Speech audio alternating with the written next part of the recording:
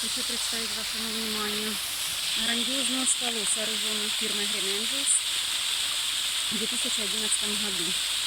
Высота ее 4 метра, около 4 метров, и ширина 6,5 метров. Оборудование спрятано за скалой. Внизу большой подвал находится. Впадает скала вот в такое большое озеро. На берегу озера расположена беседка, нависающая третьей частью своей над озером. Живут здесь большие рыбы, которых я сейчас вам не покажу. Наверное, они уже спят. Также нами была немножечко вот территория вокруг водоема облагорожена. Вот такая вот Альпика.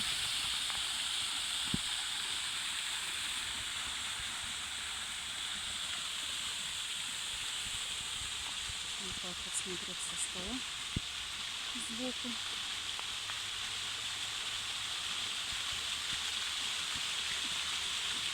Красиво, красиво.